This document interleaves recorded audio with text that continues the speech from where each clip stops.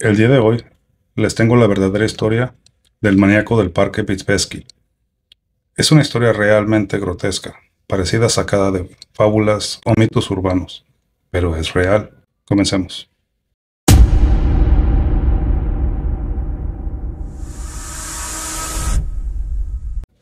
Una de las ciudades más ricas del mundo es Moscú, en Rusia, hogar de más billonarios de cualquier otra ciudad europea. El vecindario más rico de Moscú se llama Otochenka, o la Milla Dorada. Si viajas 16 kilómetros al sur, llegarás a los vecindarios más pobres de Moscú, llamados los suburbios sureños. Eran hogar de miles de trabajadores de clase media, pero después de la caída de la Unión Soviética en 1991, pues las cosas se pusieron muy difíciles para los habitantes. Ya no había trabajo, los recursos se agotaron, y aunque los residentes se querían mudar a otras áreas mejores, no podían, les faltaban los recursos. Así que desde el 91, no mucho ha cambiado hasta el día de hoy. Hoy en la actualidad se encuentran miles de residentes viviendo en pobres condiciones, bajos recursos, edificios sobrepoblados que están en muy malas condiciones. La mayoría de la gente que vive en estos suburbios están desempleados o tienen un empleo que apenas si les da para comer. La policía de estos suburbios cuenta con fondos muy inapropiados para funcionar, y también hay mucha corrupción. Por lo tanto, el crimen de esta área ha escalado demasiado, al igual que el abuso de drogas y el alcohol. Pero aún así, los residentes de estos suburbios tienen algo de qué estar orgullosos, y eso es el Parque Pitsbesky, que es enorme. Y la mayoría del parque es un bosque lleno de vida salvaje y gran vegetación, arroyos y áreas verdes, y está localizado justo al sur de los suburbios sureños. El tamaño del parque es como de 2.700 acres y mide como 6 kilómetros y medio de largo, lo cual lo hace 3 veces más grande que el que está en Nueva York, el Parque Central. Y el Parque Pitsbesky siempre fue muy popular por los residentes de Moscú, y después de la caída de la Unión Soviética, la popularidad del parque se disparó, especialmente entre la gente de los suburbios sureños. Así como sus vidas se iban siendo cada vez más desoladas en los 90, la gente compensaba al ir al parque lo más que podían. Se tomaban caminatas largas en el monte, jugaban ajedrez con sus amigos en las bancas del alrededor, o se iban a esquiar en el invierno. O sea, este parque les brindaba alegría todo el año. Pero no les duró mucho, porque al principio del año 2000, algo totalmente espantoso e inexplicable comenzó a ocurrir en el área más densa del parque. Y eventualmente esta cosa espantosa se fue fuera de control, al punto que los mismos residentes de los suburbios dejaron de ir al parque por temor a esto que estaba ocurriendo. Las cosas comenzaron en el 2001. De mayo a julio de ese año, 10 personas desaparecieron, después de ser vistas ya sea dentro o cerca del área más boscosa del parque. Todas las víctimas estaban solas, cuando fueron vistas por última vez, y todas las víctimas eran hombres. Ahora, ya había reportes de gente que había desaparecido en esta parte de Rusia. De vez en cuando la gente trataba de irse de los suburbios en busca de una vida mejor, tanto para ellos como para la de sus seres queridos, pero siempre regresaban en un par de días o semanas, después de tratar suerte y ver que no funcionaba. Pero la familia de estos 10 hombres, al ver que no regresaban, fueron a la policía y los reportaron como desaparecidos. Pero a la policía no le importó, ni siquiera empezaron el reporte, mucho menos fueron a buscarlos. Al contrario, la policía empezó a acusar a los familiares de los desaparecidos, diciendo de que eran unos ebrios, vagabundos, de que si estaban en problemas era por su propia culpa. Ahora ni la familia ni los locales le creyó a la policía, pero tampoco tenían una mejor explicación. Estos hombres simplemente se desvanecieron, nadie los vio. Y la terrible situación actual de los suburbios sureños, pues la gente simplemente se dijo, bueno, ya lo que les haya ocurrido, pues nadie lo puede cambiar, y siguieron con sus vidas. Pero en octubre de ese año, o sea, 2 meses después de que esos 10 hombres desaparecieran en el parque, otro hombre desapareció en el parque. y luego otro, y al final del año 4 hombres más habían desaparecido del parque, y todos bajo las mismas circunstancias, vistos solos alrededor del área boscosa del parque. Las familias de estos hombres fueron a la policía, y la policía tampoco quiso empezar ninguna investigación. La policía seguía echándole la culpa a las víctimas, diciendo que eran ellos responsables de sus propias acciones. Y la gente no podía hacer nada más que lamentar la desaparición de sus familiares. Y los rumores empezaron acerca de lo que pudo haber ocurrido. Hablaban de que tal vez estaba relacionado con los otros 10 hombres desaparecidos. Pero tiempo después de no haber nueva evidencia de lo ocurrido, la gente simplemente siguió adelante con sus vidas. Y sorprendentemente, la misma historia se repetiría múltiples veces entre los años 2002 y el 2005. Otras 25 personas desaparecieron dentro del bosque, 24 hombres y una mujer. Y eso puso el número de desaparecidos a 40 en el área densa del bosque. Y la policía local no le importaba investigar los casos de simples desaparecidos. Ellos ignoraban los casos, y también el resto de los residentes de los suburbios sureños se decían de que no estaba ocurriendo nada, de que la gente no estaba desapareciendo en manadas dentro del parque. Pero todo cambió con la víctima número 41, porque a diferencia del resto de las 40 víctimas, a esta sí la encontrarían. La víctima era Nikolai Zakharchenko, de 63 años de edad. Era un policía jubilado, quien vivía en un diminuto departamento en los suburbios sureños con su familia. Era un macho ruso típico, fumador y bebedor de vodka. Y aunque estaba bien enterado de lo que estaba ocurriendo en el parque, eso no lo iba a detener de ir, porque a él le gustaba mucho ir al parque a caminar. Y él pensaba de que cualquier cosa que estuviera por ahí, a él no lo iba a detener. Así de que una tarde de noviembre del 2005, Nikolai le avisó a su hermana que iba a salir a pasear por el parque, pero no volvió, y su familia decidió esperar hasta la mañana siguiente para ver si regresaba. Y cuando no lo hizo, su familia fue a la policía. Y la policía, como ya era típico, no hizo nada. Y unos días después, una persona estaba caminando por un área más remota del parque, mucho más densa, y notó algo inusual, lejos, en la vereda, a su mano izquierda, como si alguien hubiera tratado de esconder algo por debajo de unas ramas. Y esta persona estaba sola, así de que llamó a las autoridades y reportó algo muy extraño. Y sorpresivamente, la policía sí fue a investigar y descubrieron que esta anomalía era Nikolai Zakharchenko. Estaba boca abajo, vestido, y solo tenía una herida, pero era evidente que fue mortal. Él tenía un agujero muy grande en la parte trasera de su cráneo. No fue herida de bala, sino un golpe tan fuerte que pareciera que le explotó el cráneo. La policía investigó el área en busca de armas o más evidencias de lo ocurrido, pero no encontraron nada, así de que el reporte policíaco fue de que a Nikolai fue atacado ya sea por un animal feroz o pandilleros.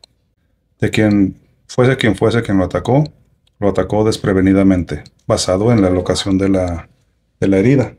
Y ahora la policía, ya en posesión de un cuerpo, que basado en la evidencia fue asesinado, pues ya no podían seguir ignorando la gran cantidad de gente desaparecida en el parque, y empezaba a ser evidente de que si empezaban a buscar por el área, lo más probable es de que encontrarían más cuerpos. Así de que las autoridades locales pidieron refuerzos al Departamento Ruso de Investigación Criminal, y cuando llegaron al área empezaron una investigación extensiva junto con la policía local de los suburbios sureños. Comenzaron a peinar la zona. Cada centímetro del extenso bosque fue revisado, pero no encontraron nada.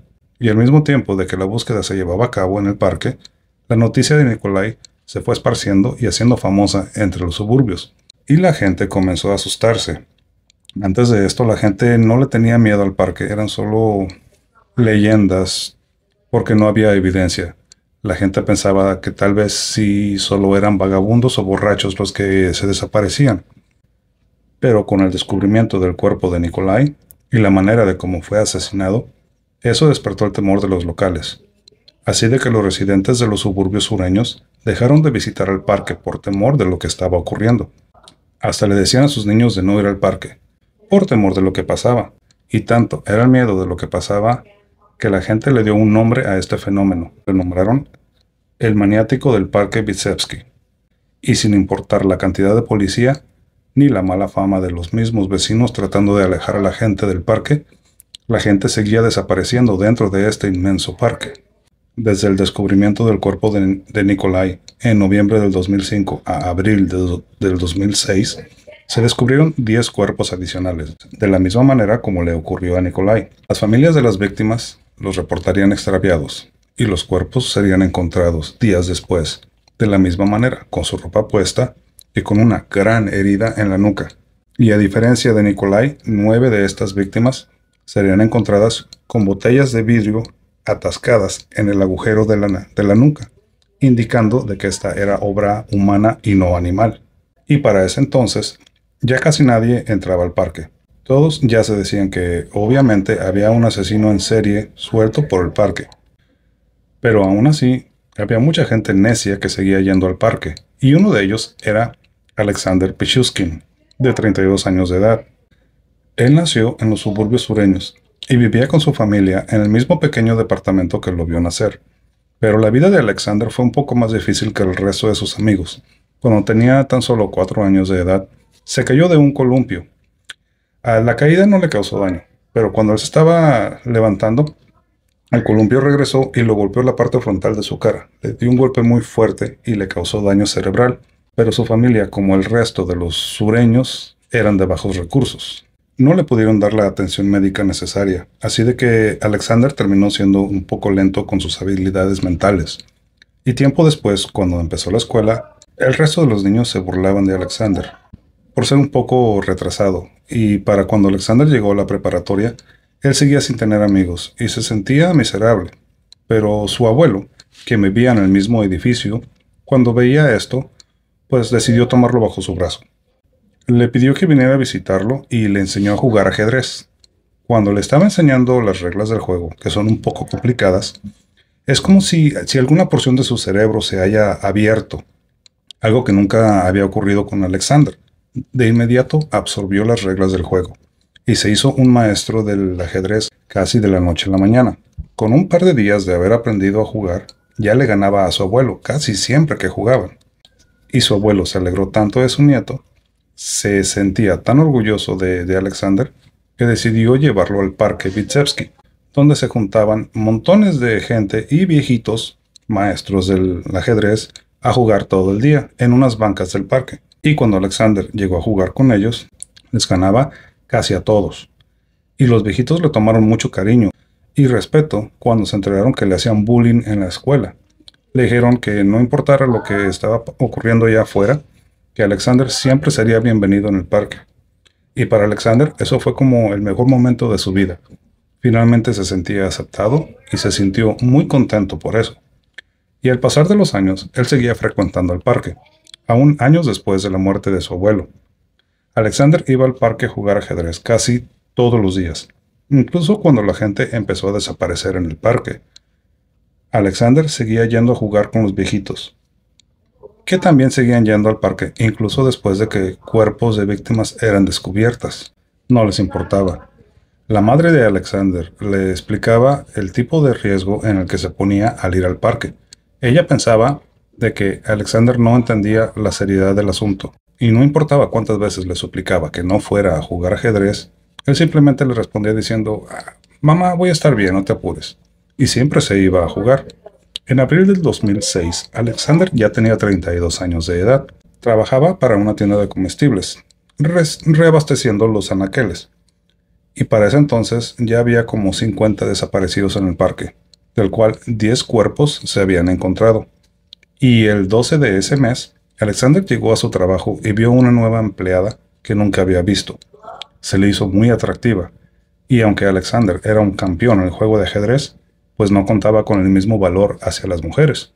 Él era muy tímido, nunca había tenido una novia, pero ese día, él empezó a observar a esta mujer de manera diferente, de que ella era más amistosa que las demás, y se llenó de valentía y se dijo a sí mismo de que ese día tenía que decirle hola, de que por lo menos le tenía que saludar.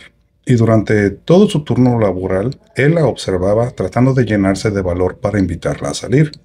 Y ya cuando terminaron sus turnos laborales, y los dos salieron, Alexander le quería decir hola, pero no le salían las palabras. Y cuando vio que esta mujer se había puesto un cigarrillo en la boca, estaba buscando su encendedor, entonces Alexander sacó el de él y le ofreció encender su cigarrillo. Y muy pronto se encontraron platicando y fumando juntos. Al paso de su plática, Alexander descubrió de que esta mujer se llamaba Larisa Kaligina, que tenía 48 años de edad y que vivía en un edificio muy cerca del de Alexander. Y después de un rato de caminar, llegaron al edificio de Larisa. Y cuando Alexander se dio cuenta de que Larisa ya estaba a punto de entrar a su departamento, él se llenó de valor y le dijo a Larisa: ¿y no te gustaría seguir caminando conmigo un poquito? Tal vez darle una pasada por el parque. Ahora, para este entonces, el parque Vitsevsky ya no era el lugar donde la gente quería ir. Ya todos le tenían miedo al lugar. Pero para Alexander ese era su lugar feliz, donde él se sentía en casa. Así de que si él iba a llevar a una chica a una cita, ese es el lugar donde él se sentía más cómodo. Y sorprendentemente Larisa le dijo: ¡ay sí, vamos, vamos! Así de que los dos se prendieron otro cigarrillo y siguieron al parque. Ya en el parque, su primera parada fueron las bancas donde Alexander jugaba ajedrez con los viejitos. Pero para ese entonces ya no había nadie, estaba muy solitario. Ya ni los viejitos iban al parque a jugar, por temor a lo que estaba ocurriendo. Parecía que solo Alexander era el único que frecuentaba el parque diariamente. Y después de ver las bancas y de donde Alexander pasaba todo su tiempo, parecía de que ya era tiempo de retirarse. Pero ni Alexander ni Larisa querían que su cita se acabara. Así que decidieron prenderse otro cigarrillo y caminar por una vereda que le daba la vuelta al parque. Y cuando entraron a la parte del bosque, ya no se veían las bancas y ya empezaba a oscurecer. Y la pareja seguía caminando y conversando muy amenamente. Y al paso de su caminata, se dieron cuenta de que ya no seguían en la vereda, de que ya estaba muy denso el parque en esa área. Se encontraron caminando sobre troncos caídos, ramas bajas. El monte ya estaba muy crecido, muy denso en esa área, pero ninguno de los dos mencionaba esto. Querían seguir conversando y caminando juntos, pero sí empezaron a caminar un poquito más rápido. Pero cuando ya fue evidente de que ya no seguían por el camino, los dos se detuvieron. Y cuando iban caminando, Alexander iba por enfrente, así que cuando se detuvieron, él se dio la vuelta y miró a Larisa, y se dio cuenta que algo le ocurría. A Larisa tenía una mirada muy diferente. Se veía como exhausta, como si estuviera triste o algo. Y de repente se colapsó. Se tomó de un árbol que estaba a su lado y lo abrazó y se deslizó cayendo de rodillas, lo apretaba con fuerza y empezaba a llorar. Alexander no tiene ninguna idea de lo que le está ocurriendo. Él se queda quieto mirándola y entre los llantos de Larisa, ella lo voltea a ver y le dice: tú eres el maníaco, ¿verdad? Alexander no lo podía creer. Larisa era la primera persona en descubrirlo tan rápidamente. Típicamente Alexander les tenía que decir a sus víctimas antes de matarlas. Así que le sonrió y le dijo: sí, yo soy. Y Larisa comenzó a llorar descontrolablemente. Sube su mirada y le pregunta: ¿me vas a matar? Y Alexander voltea a ver, se acerca a ella y le dice: sí. Mete su mano a su abrigo y sacó un martillo y la mató. Nadie está seguro de por qué Alexander se convirtió en un asesino en serie, ni por qué solo mataba hombres. Mucha gente piensa de que el daño que recibió de niño en el accidente del columpio, de que de alguna manera eso le causó algún tipo de cortocircuito en la cabeza. Y eso lo llevó a matar gente, en especial a hombres. Pero eso es solo especulaciones, de ahí en más no hay nada en la vida de Alexander. Sí le hacían bullying en la escuela, por ser un poco lento, pero tampoco era para tanto.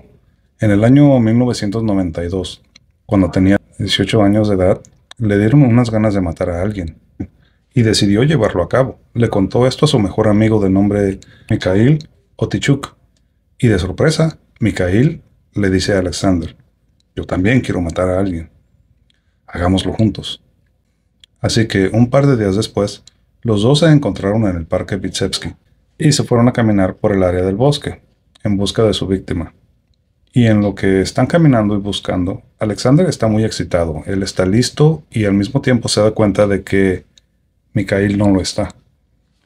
Lo mira desanimado, un poco temeroso, y le empieza a decir a Alexander, ¿sabes qué? Pues no hay nadie, ¿por qué no mejor regresamos otro día? Y Alexander se pone cada vez más enojado con Mikhail, que finalmente se dijo a sí mismo, este va a ser mi primer víctima. Así que volteó a ver a su mejor amigo y le dijo, pues si quieres regresar, vamos. Y Mikhail le dijo, pero vamos a regresar otro día, ¿verdad? Y Alexander le contestó, sí, claro. Y cuando se dan la media vuelta, Alexander saca su martillo y le da en la cabeza a Mikhail. Alexander no sabe si lo mató o solo está inconsciente. Pero en ese momento, Alexander se da cuenta de que pasaron por un pozo, de que estaba un poco escondido en el monte. Así que agarró el cuerpo de Mikhail y lo arrastró hasta el pozo. Y cuando llegaron ahí, le quitó la tapa y arrojó el cuerpo de Mikhail. Cayó 9 metros a las aguas frías que están por debajo. Y Alexander le puso la tapa de nuevo, recogió su martillo del suelo y se marchó de ahí. Algo muy importante en los asesinatos de Alexander era este pozo. Este pozo no es de agua potable, sino parte del drenaje del parque, que recorría a lo largo y ancho del parque. Cuando Mikhail fue arrojado al pozo, no cayó a un charco de aguas, sino que cayó 9 metros en un eje como si fuera un cubilete enorme, conectado por túneles llenos de agua profunda y muy fría. Así de que si Mikhail hubiera caído vivo cuando fue arrojado por el pozo, debió haber caído 9 metros a agua congelante.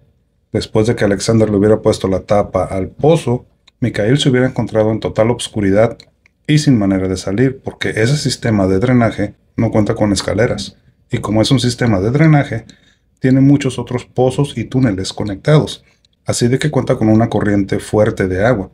Si de milagro Mikhail hubiera estado vivo cuando cayó al agua, hubiera sido arrastrado inmediatamente a otros túneles llenos de agua.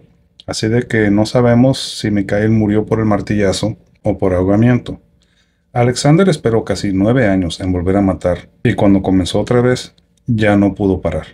Su primer asesinato después de Mikhail fue en el verano del año 2001. Su víctima fue alguien con quien jugaba ajedrez. De hecho, eran buenos amigos. Pero un día de mayo, después de un juego de ajedrez, Alexander le pidió que si lo podía acompañar al área del bosque a visitar la tumba de su perro, de que se quería tomar un trago de vodka sobre la tumba de su perro. Y su amigo, como lo apreciaba mucho, le dijo a Alexander, sí, vamos, le dijo, yo te acompaño. Los dos se fueron a esta área del bosque. Y después de caminar un rato por la vereda, Alexander le dice a su amigo que lo siga por este otro lado para llegar a la tumba del difunto perro. Y su amigo le dice, sí, claro. Caminaron por un rato hasta llegar al pozo. Y cuando llegaron al pozo, Alexander apunta al suelo y le dice, aquí enterré a mi perrito. Saca una botella de vodka de su mochila, le da un trago, luego se la pasa a su amigo, quien también le da un trago. Y después de un rato de conmemorar la vida del supuesto perro, Alexander le dice a su amigo que ya es hora de regresar a las bancas de ajedrez. Su amigo se levanta y comienza a caminar enfrente de Alexander, y en el preciso momento de que su amigo le da la espalda, Alexander saca su martillo y le da un gran golpe en la nuca. Y de la misma manera como a Mikhail, lo arrastró al pozo, le quitó la tapa, arrojó el cuerpo de su amigo y le puso la tapa, recoge su martillo y se va como si nada.